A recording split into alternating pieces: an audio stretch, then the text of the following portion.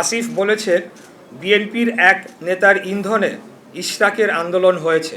এই বক্তব্যের মধ্য দিয়ে হাজার হাজার ঢাকার ভোটারদের চরম অপমান করা হয়েছে। ঝড়, বৃষ্টি, তীব্র রোদ উপেক্ষা করে দিনের পর দিন শারীরিক ও মানসিক পরিশ্রম করে আন্দোলন করা ঢাকার এই জনগোষ্ঠীকে এই একটি বাক্য উচ্চারণের মধ্য দিয়ে নাগরিক থেকে পশুর মর্যাদায় নিয়ে যাওয়া হয়েছে। এটার জন্য তাকে অবশ্যই নাগরিকদের কাছে ক্ষমা চাইতে হবে। গতকালকে আন্দোলনকারীদের হত্যা চেষ্টা করার হোতা গোলাম কিবরিয়া রুবেলের বিরুদ্ধে ব্যাপক দুর্নীতির অভিযোগ রয়েছে। আসিফ মাহমুদ দায়িত্ব নেওয়ার পর রুবেল তার লুটপাটের হাতিয়ার হয়ে উঠেছিল বলে নগর ভবনের আনাচে কানাচে কথা হচ্ছে। তাই মরিয়া হয়ে রুবেলগঞ্জকে নগর ভবনে পুনর্বহাল করার জন্যে এক ঢিলে দুই পাখি মারার চেষ্টা করা হয়েছে।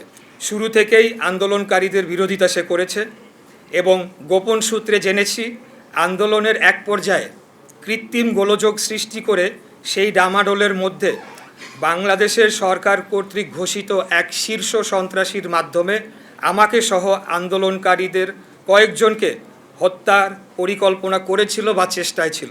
আমি ঢাকা নগরবাসী, ঢাকা দক্ষিণের ভোটারগণ, ঢাকা দক্ষিণ সিটি কর্পোরেশনের সর্বস্তরের কর্মকর্তা ও কর্মচারীবৃন্দের প্রতি আমার আজীবন কৃতজ্ঞতা ও একজন রাজনীতিবিদ হিসাবে আনুগত্য পোষণ করছি।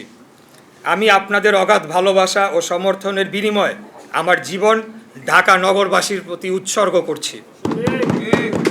আপনারা আমাকে মেয়র হিসেবে দায়িত্ব দিতে চেয়েছেন, তাই রাজপথে নেমে এসেছিলেন। আমি খুব স্পষ্ট ভাষায় বলতে চাই, একদম শুরু থেকেই এই অন্তর্বর্তীকালীন সরকারের অধীনে মেয়র পদে বসে নগর পরিচালনা করার পরিকল্পনা আমার ছিল না।